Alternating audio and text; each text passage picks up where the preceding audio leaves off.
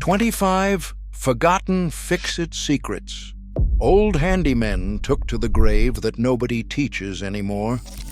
In 1958, a retired railroad mechanic in Scranton, Pennsylvania, fixed a cracked cast-iron stove using nothing but powdered iron, a stick of sulfur, and his wife's cold flatiron.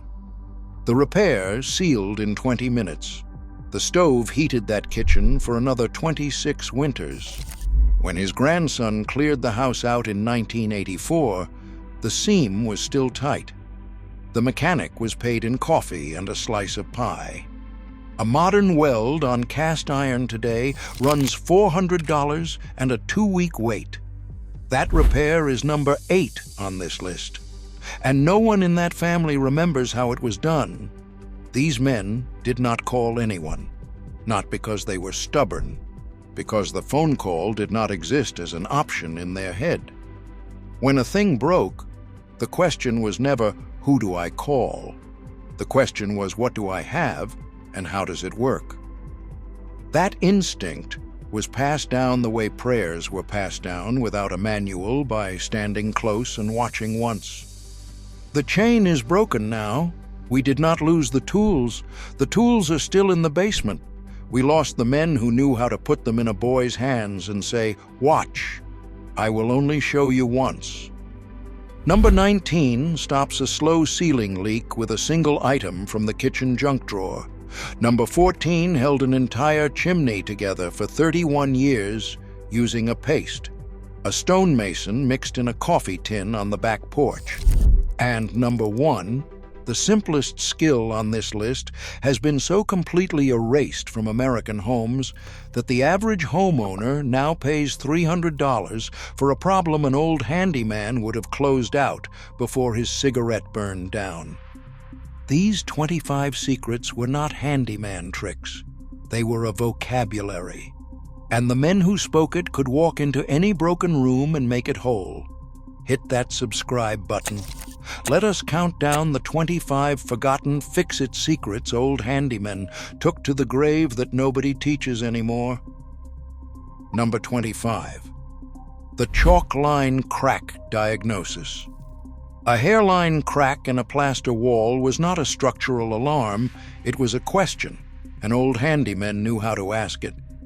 He pressed a strip of chalk-coated string flat against the crack, snapped it once, and walked away for 30 days. If the chalk line broke clean across the gap when he checked, the crack was settling. If the chalk held, the wall was done moving and could be patched. He read the house the way a doctor read a pulse. A modern foundation inspection runs $600. The chalk was already on his belt. Number 24. The candle smoke draft test. A cold room in February was not a window problem until you knew where the cold was coming from. He lit a stub of candle on a saucer and walked it slowly along every baseboard, every outlet, every door frame. The smoke bent toward the leak like iron filings toward a magnet. The draft revealed itself in 5 minutes. He marked the spot with a pencil and sealed it with a strip of newspaper soaked in flour paste. The room held heat that night. An energy audit today costs $450. Number 23. The penny float valve. A toilet running slow all night was not a tank rebuild. The brass float arm had bent down a 1/4 inch over the years. He slid a copper penny under the arm where it met the valve, tightened the screw with his thumbnail, and closed the lid. The water shut off clean. The flush returned. A new fill valve in a plumber's hour today runs $200. The penny was in his pocket. Number 22. The wax paper window putty. A loose pane in an old wood sash was not a glazier's job. Fresh putty would not hold against the cold draft long enough to cure. He warmed the new glazing compound between 2 sheets of wax paper, kneaded it like bread dough, then pressed it into the bevel with his thumb. The wax oils slowed the curing just enough to seat the glass without cracking. The pane held 20 winters. A sash repair shop today does not exist in most counties. Number 21. The leather drive belt. When a washing machine threw its drive belt, it was not a service call. He cut a strip from his old work belt, punched holes at both ends with an awl, and laced it onto the pulleys with a length of baling wire. The leather gripped the metal better than rubber and never stretched. The wash ran by supper time. An appliance repairman today charges $140 just to walk in the door. Number 20. The flour and salt stove cement. A cracked firebox in a wood stove was not a stove to throw out. He mixed a paste of plain flour, kitchen salt, and wood ash into a stiff dough and pressed it into the crack with a putty knife. The first fire baked the paste into a hard ceramic that bonded to the iron. The crack vanished. The stove drew cleaner. A new firebox liner today runs $300 and 3 weeks of mail order. His pantry held everything he needed. Number 19. The candle wax ceiling leak. A slow drip from an upstairs ceiling stain did not require tearing off the roof. He climbed into the attic with a candle and a flashlight, found the wet rafter, and dripped melted wax along the seam where the water tracked. The wax sealed the wood grain and rerouted the leak away from the ceiling until he could shingle the roof properly in the summer. The drip stopped that night. A roofer's emergency tarp today runs $800. Number 18. The graphite lock revival. A door lock that would not turn was almost never a broken lock. It was a dry tumbler. He took the soft pencil from behind his ear, scribbled hard on a scrap of paper until the tip was black, and rubbed the graphite directly onto the key. He worked the key in and out 12 times. The graphite coated the pins. The lock turned smooth. A locksmith today charges $180 to do exactly this. Number 17. The bicycle inner tube radiator hose. A burst lower radiator hose on a country road was not a tow truck call. He cut a 10-inch section from the spare bike tube he kept in the trunk, slid it over the burst section of hose, and clamped it down with 2 hose clamps. The repair held all the way home and through the next summer. A modern roadside tow runs $300 before the mechanic's bill. Number 16. The chimney mirror inspection. A drafty fireplace was not always a damper problem. He held his wife's hand mirror up the flue at an angle, lit a flashlight against the brick, and walked the chimney from the firebox without ever climbing the roof. He found the cracked mortar joint that was eating his heat. A chimney sweep today charges $300 for the same look. The mirror lived in the bathroom drawer. Number 15. The vinegar and salt copper restore.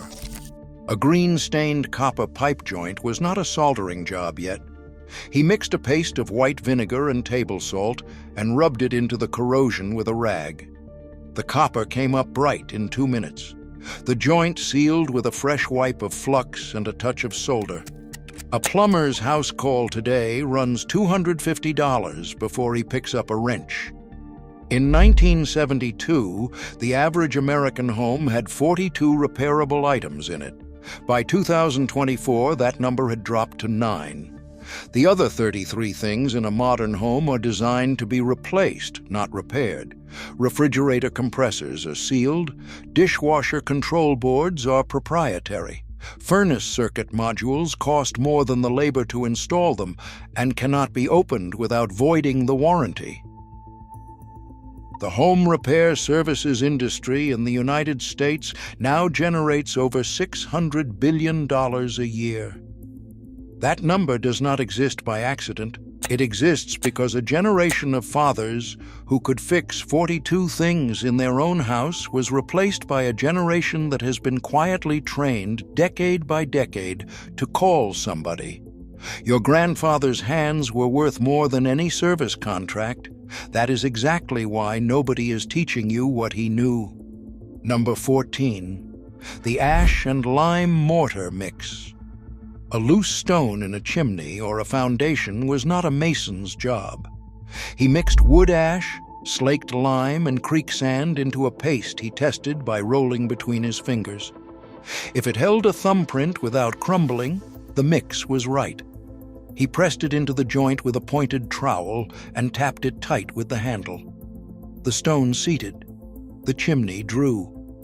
That mortar joint held for 31 years on his mother's house in Pennsylvania, longer than any factory mix on the same building.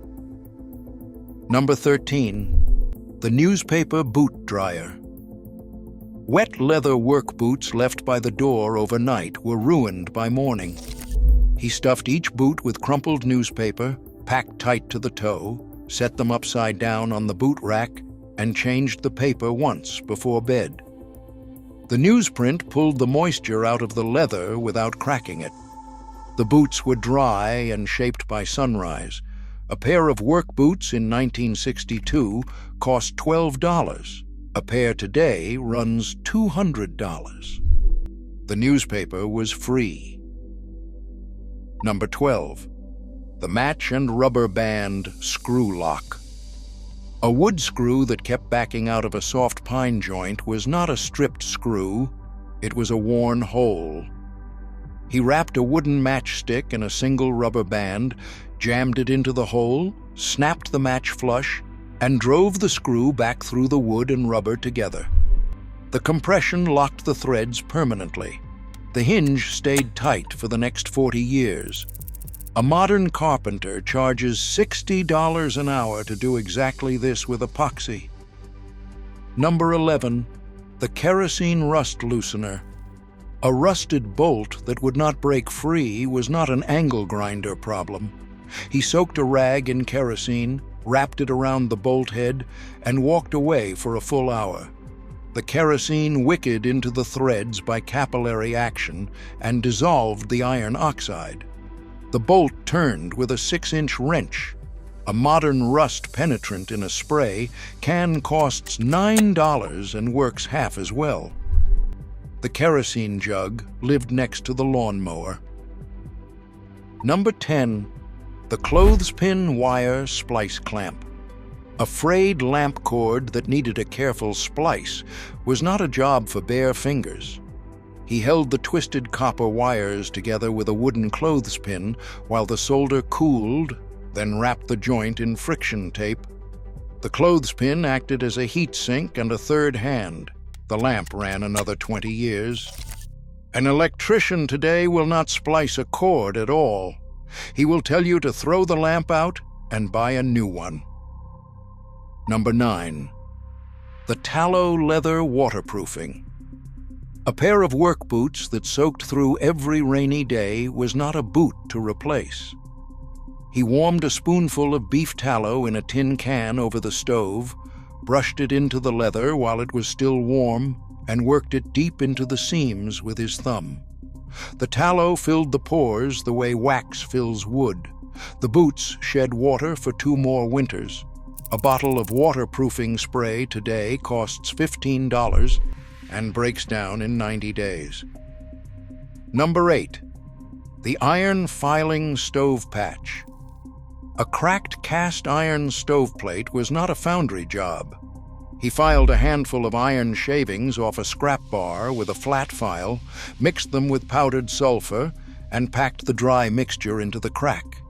He laid a hot flat iron on top of the patch for 20 minutes. The sulfur fused the filings into the crack as a chemical weld. The stoveplate was solid by morning. He would not have called what he did chemistry. He called it fixing the stove. Number 7. The candle on the stuck drawer runner.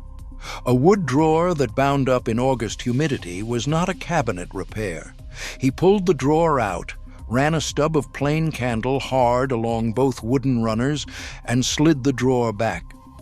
The wax compressed into the wood under the friction of the first close. The drawer ran silent through every summer for the next 30 years. A modern drawer slide replacement runs $45 and a Saturday. The candle was already on the dining room table. Number 6. Wire brush cleaning of a corroded ground lug. A radio or a small appliance that hummed loudly was almost never broken. It was a corroded ground. He pulled the chassis, took a wire brush to the ground lug and the screw it threaded into, and tightened the connection back down. The hum vanished. The radio ran another decade. Modern appliance repair does not even check this. The technician lists it as a board failure and charges $160 for the diagnosis. There is a kind of man who is almost gone now. He is in his 80s. His knuckles are wider than yours. His fingernails are clipped square and short. He carries a pocket knife that he has owned for 60 years and a folding rule that is older than your father. He does not talk much when he works. He looks at the broken thing for a long time before he touches it. He turns it over in his hands. He listens to it. Then he does one thing, usually one small thing, and the broken thing works again. He does not explain. If you ask him how he knew, he shrugs. He learned it from a man who is already dead. That man learned it from a man who was already dead. The chain runs back through the trades, through the war, through the farms, through 3 centuries of American hands solving American problems with what was already on the workbench. When the men in their 80s are gone, the chain ends. Not the information, the instinct. And there is no app, no video, no channel, including this one, that can replace what dies when those hands stop moving. Number 5. The soap on the saw blade. A handsaw binding hard against a fresh-cut pine board was not a dull blade. It was a dry blade. He rubbed a bar of plain laundry soap along both faces of the saw, end to end, and went back to the cut. The saw moved through the wood without effort. The soap acted as a lubricant and pulled sawdust out of the kerf. A new circular saw today runs $200. The soap was on the laundry shelf. Number 4. The boiled linseed oil furniture revival. A scratched walnut tabletop was not a refinishing job. He warmed a cup of boiled linseed oil on the back of the stove, dipped a soft rag, and rubbed the oil into the scratch with the grain. The oil swelled the wood fibers, lifted the scratch, and darkened to match the surrounding finish. The table looked whole again in 20 minutes. A furniture restorer today charges $300 for the same job. The oil was in the basement. Number 3. The brass key spare cut. A spare house key was not a hardware store trip. He clamped his original key in a vise next to a blank, took a small triangular file from his apron, and copied the cuts by eye, one tooth at a time. The duplicate took 12 minutes. The key turned the lock on the first try. A locksmith today charges $22 and a wait. The file lived in his toolbox until he died. Number 2.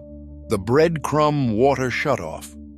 A pinhole leak in a copper supply line that was actively dripping was not a soldering job until the pipe was dry.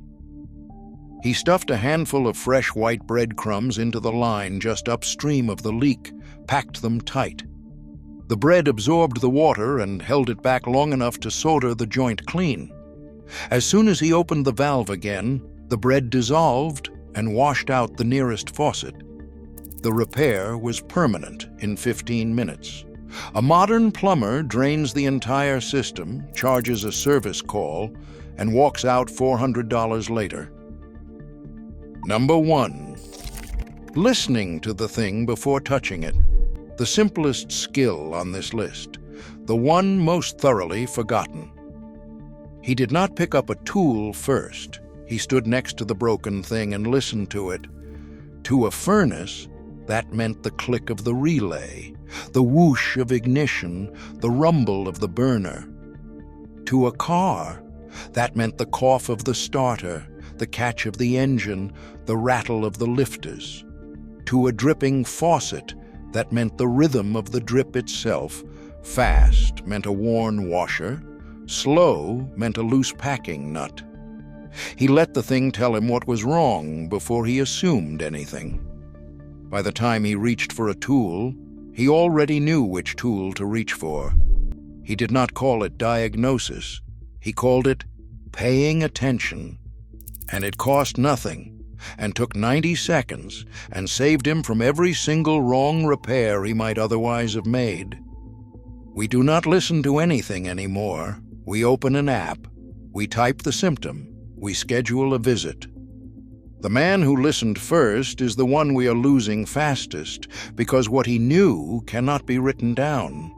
It can only be passed on by a boy standing next to him at the workbench, watching him stand still and not move. None of these secrets required a license. None required a workshop full of power tools. None required a subscription to anything. They required a willingness to look closely at a broken thing and believe, without anyone's permission, that you could understand it. That belief was once the default setting of the American household. Every father had it. Every grandfather had it. It was not confidence born from training. It was confidence born from having no other option. And it produced a generation of men who could hold a house together with a pocket knife, a coffee can of mixed parts, and the absolute refusal to be defeated by something as small as a leaking pipe or a stuck drawer. The men who carried these secrets are mostly gone. The ones still here are in their 80s, sitting in workshops their grandchildren do not visit, with hands that still know what to do. If you have one of those men in your life, do not wait. Sit down next to him. Bring a screwdriver. Ask to be shown. He will only show you once. That is how this knowledge was always passed. That is the only way it ever survived. And that is the only way any of it survives now.